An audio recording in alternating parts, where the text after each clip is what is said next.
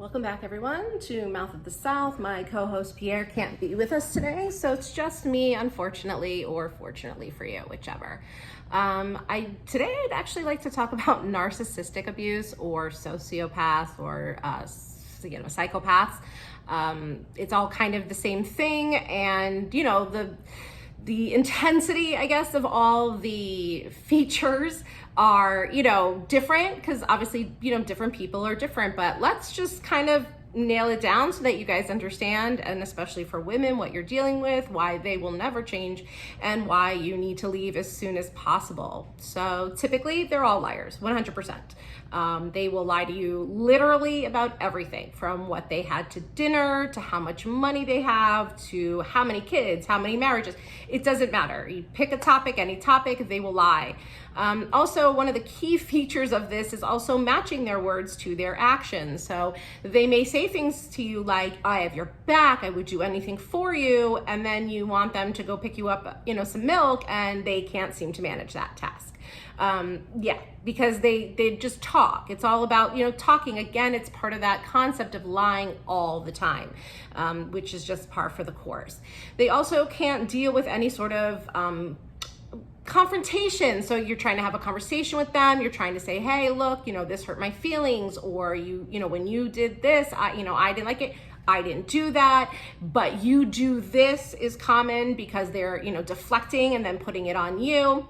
So that then you're forced in this situation where you're defending yourself, when really it wasn't even a conversation about you, it was a conversation about something that they had done, and that message then is lost because you're defending yourself. It's completely ridiculous. Another thing that, they like to do is, never be accountable for their actions. So it's never their fault. It's always someone else. Someone else did whatever to them to make them in the situation that they're in. There's no accountability for that. So, again, because it's not their fault and they didn't do anything, they're not held accountable. So there's never any apologies for anything. There's never any admittance to anything. Again, they didn't do it. It's not their fault. What are you talking about?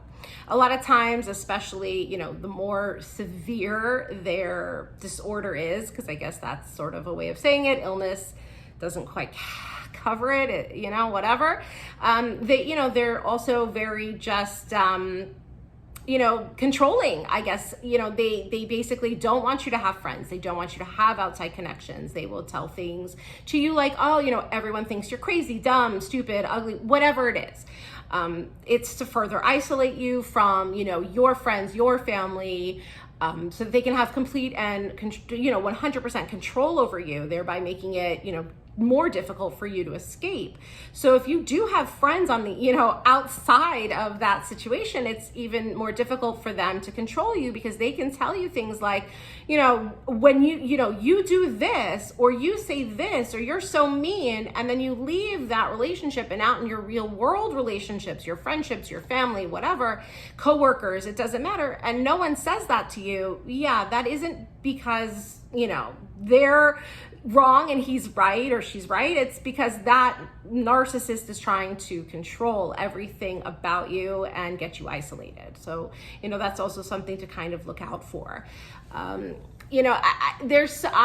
been involved in a relationship like this, and, they're emotionally abusive. They can be physically abusive, whether it's to the extreme or just, sort of just like grabbing you, stopping you, or even doing one of those like threatening poses because, you're saying something that they don't like. And so, they go up to you and kind of square up to you, and they're like, don't say that, or shut up, or, and it's threatening. Like, if you dare to speak again, you might be punched, kicked, slapped, whatever.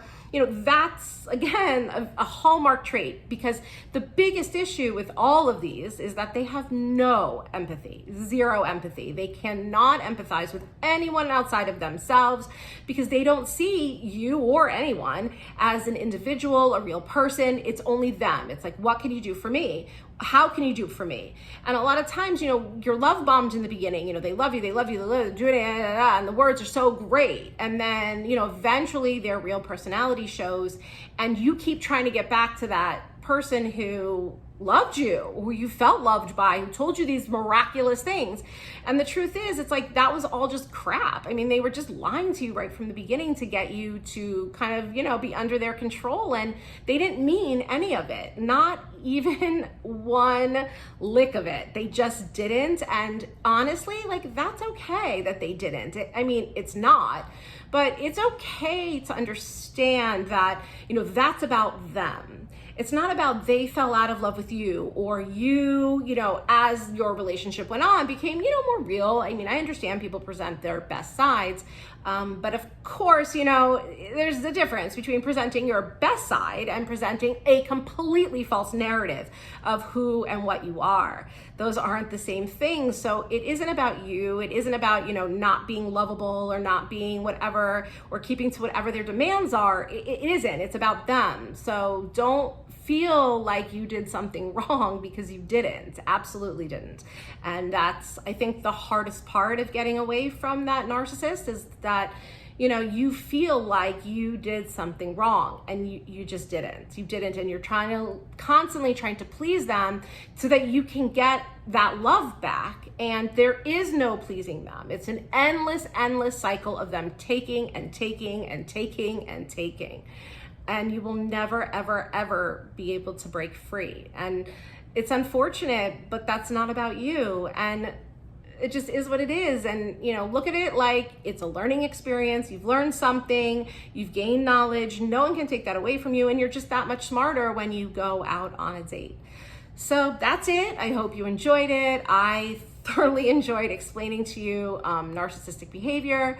Drop likes, comments, if you want to hear me talk about something specific, or you want more details. I'm happy to get into the details of my relationship. It's almost so unbelievable that, to be honest, I could write a book, and I think people would think that it was 100% fiction, and it wasn't. It was like my real life.